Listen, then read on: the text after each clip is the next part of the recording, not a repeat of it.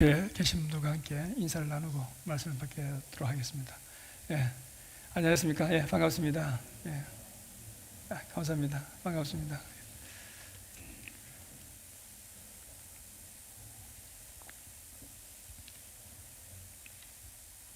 다시 한번 여러분 진심으로 반갑습니다. 주님 이름으로 환영합니다.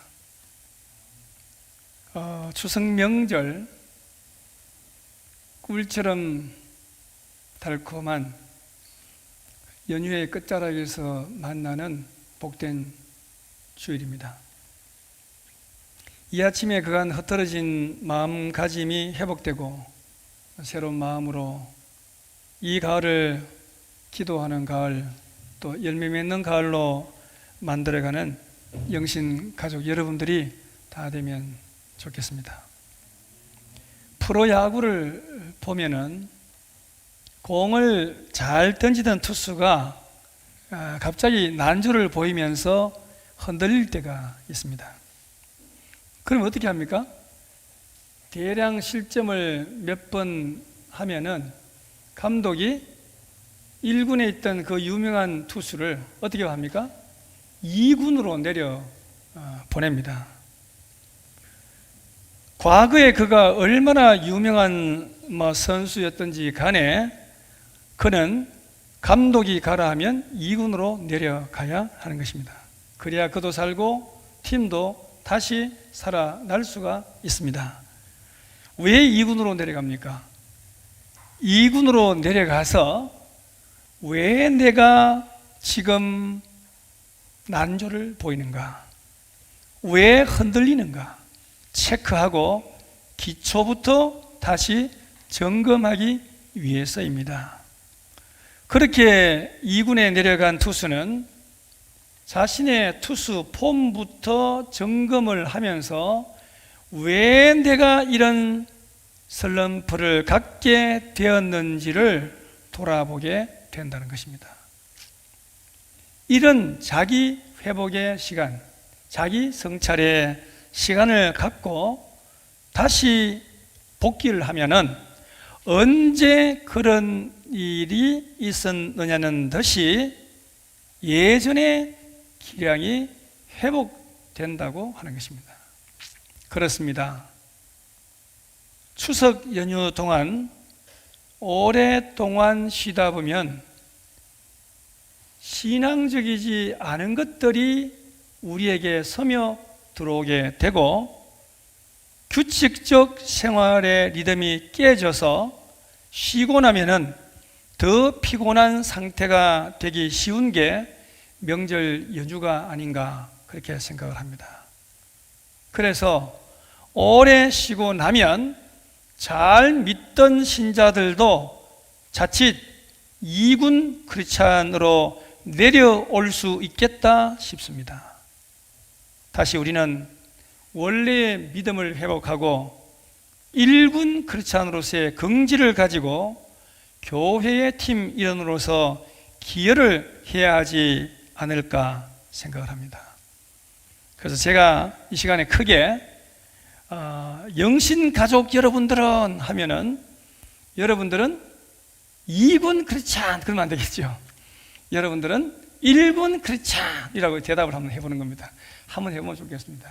자, 제가 영신 가족 여러분들은 그러면 여러분들은 1군 크리스찬. 자, 하시겠습니다. 준비되셨습니까? 준비가 안 되신 것 같아요. 준비되셨습니까? 예. 영신 가족 여러분들은 1군처럼 느끼십니까? 예. 다시 한번 하겠습니다. 영신 가족 여러분들은 1군 크리스찬입니다. 영신 가족 여러분들 1군 크리스찬. 2군으로 내려와서는 안 돼요. 또 내려왔다 하더라도 다시 슬럼프를 벗고 올랐어야 되는 것입니다. 오늘 이 본문은 부활절 설교에 자주 등장하는 본문입니다. 하지만 우리는 제가 과거에도 설교한 적이 있듯이 에브리데이 부활의 삶을 살아야 하므로 부활 절기는 아니지만 다시 한번 이 말씀이 주는 의미가 깊기 때문에 다시 한번 조명해 보고자 하는 것입니다. 오늘 본문은 가장 불행하였던 가정이 가장 축복된 가정으로 바뀐 이야기가 있습니다. 잠이 있어야 꿈이 있습니다. 문제가 있어야 기적이 있습니다.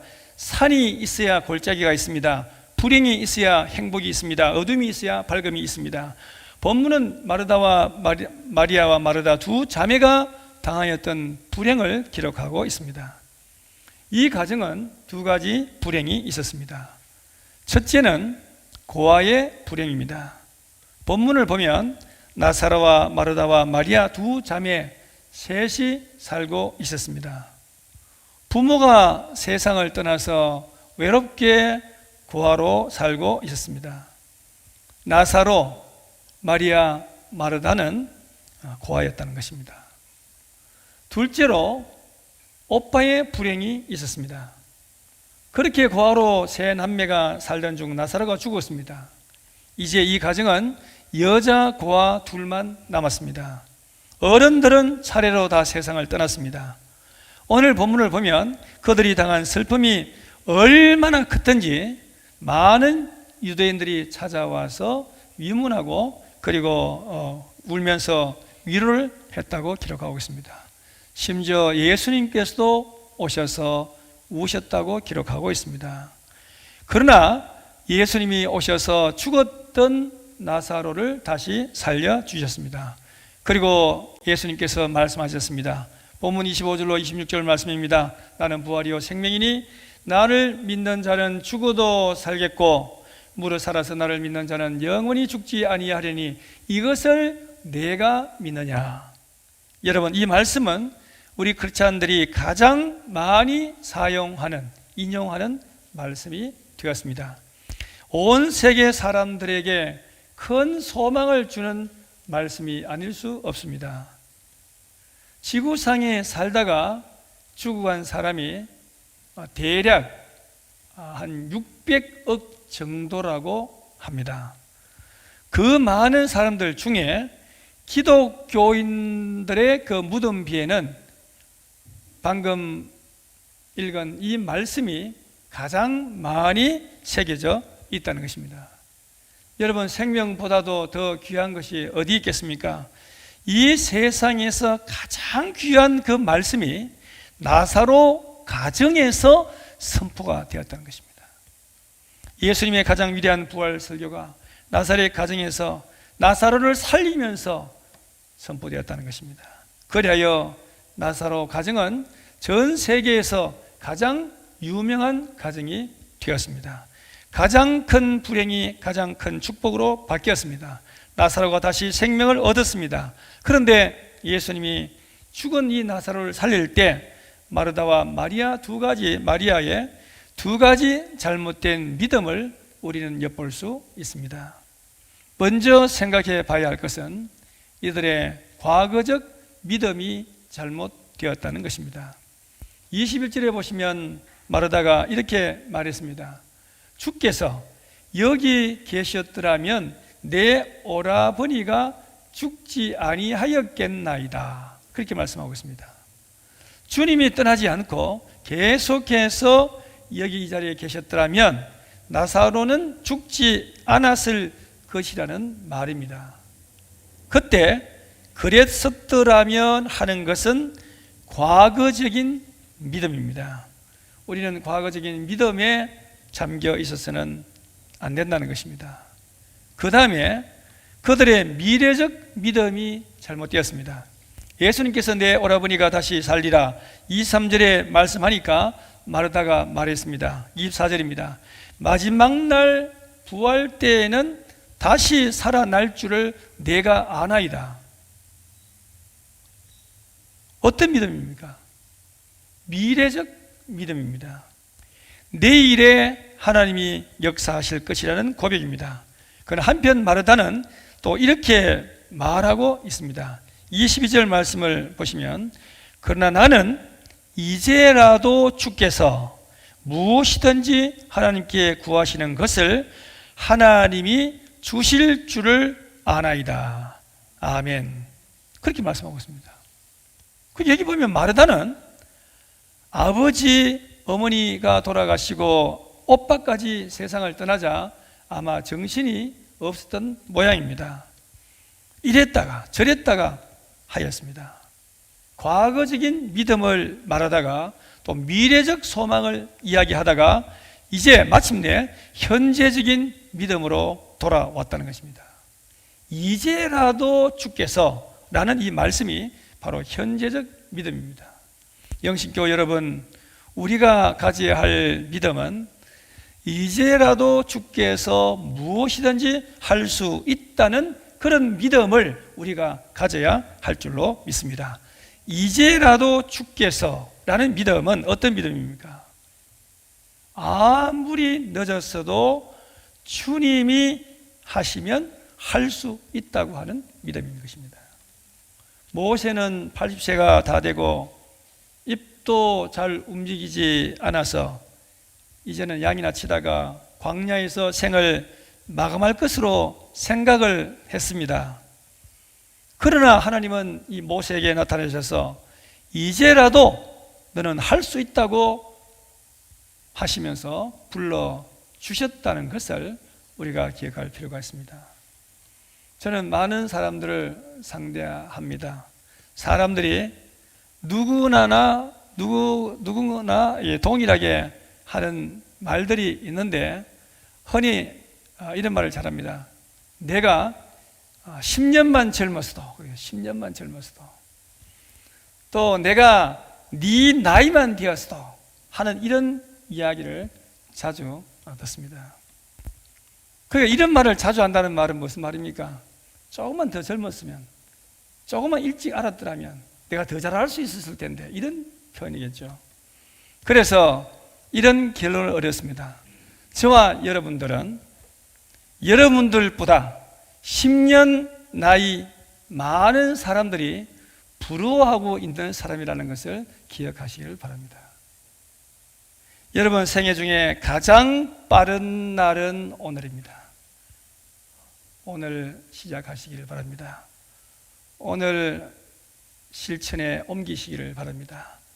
나를 위해 하나님이 예수님을 보내주신 그 놀라운 사랑을 기억하고 내가 드릴 수 있고 헌신할 수 있는 가장 귀한 것을 주님께 드리는 실천을 할 때에 놀라운 일이 일어나게 될 것입니다. 영국의 랜스 브루 박사님은 의료 선교사이면서 아주 유명한 그런 의사였는데 영국으로 이 대만으로 자원해서 선교 일을 했습니다. 당시 대만 해안에는 원시적인 삶을 사는 부족들이 상당히 많았습니다. 이들은 미신에 익숙해서 랜스 박사의 치료 방법을 신뢰하지 않았을 뿐만 아니라 이 원주민들은 원인 모를 병에 죽어가면서도 병원을 찾아오지 않았다고 합니다.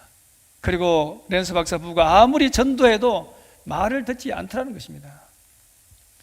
그들 중에 한 부족 추장이 딸을 데리고 병원을 찾아왔는데 큰 사고를 당했는지 피부가 크게 손상이 되어서 피부 이식 수술을 즉각적으로 하지 않으면 목숨이 위태로운 상태였다는 것입니다. 기증자를 찾을 시간이 너무나 촉박하기 때문에 찾을 수가 없어서 랜스 박사의 사모님이 자기가 나서서 내가 내 피부를 제공하겠다 그랬습니다. 그래서 이 랜스 박사 이 사모님의 얼굴에 피부를 떼서 그 소녀의 피부에다가 이걸 이식을 해서 그 소녀가 다시 살아나게 되었다는 것입니다. 근데 여러분 한번 생각해 보십시오. 이 소녀는 살아났지만 랜스 박사 이 사모님은 얼굴이 어떻겠습니까? 얼굴에 큰 흉터를 가지고 평생을 살아갈 수밖에 없었습니다. 그런데 이 살아난 추장의 딸을 보고 다른 부족들의 사람들의 마음이 열려서 선교에 마음을 열고 신앙생활을 하는 사람들이 많이 생겨나게 되었다는 것입니다.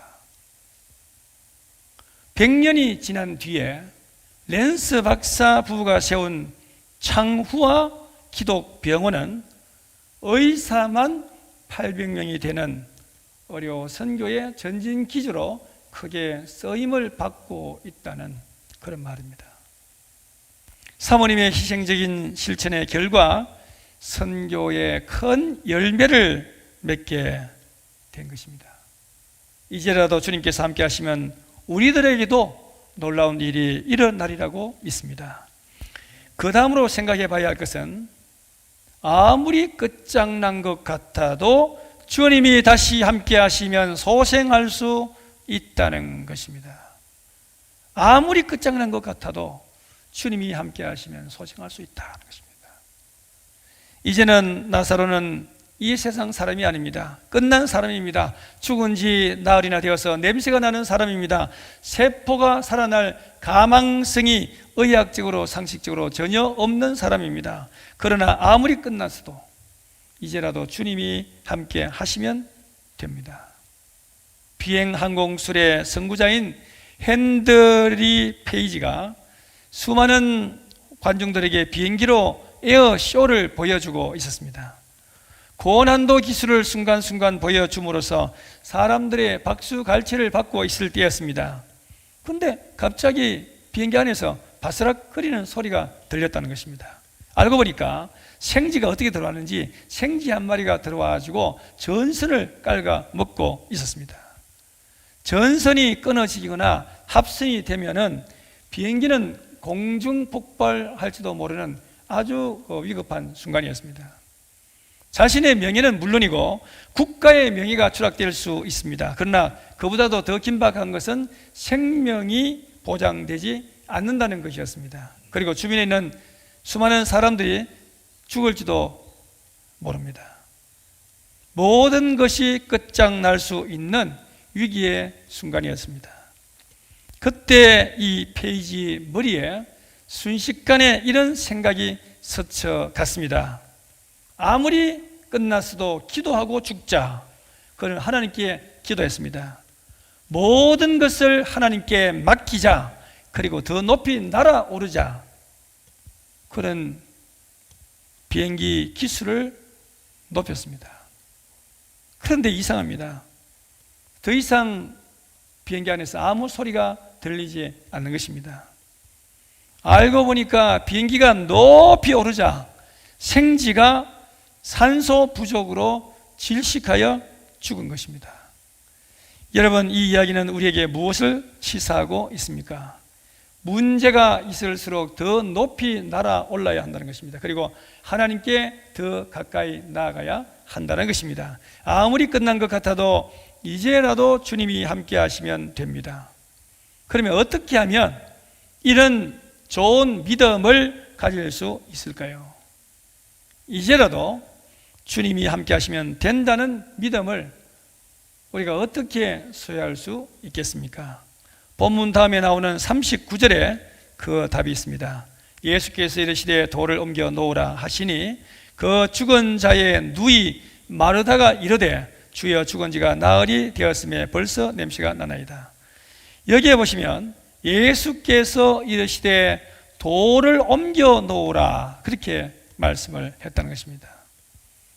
여러분, 예수님께서 역사하시려면 먼저 우리의 돌을 옮겨 놓아야 합니다. 우리의 장애물을 치워야 하는 것입니다. 이 돌은 우리들의 불신을 동시에 말하고 있습니다.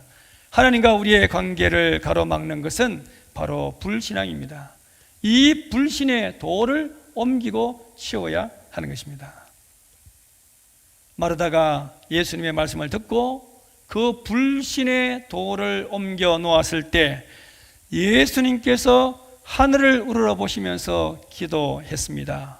나사로야 나오라 하시니 죽은 나사로가 살아났다는 것입니다. 결론입니다.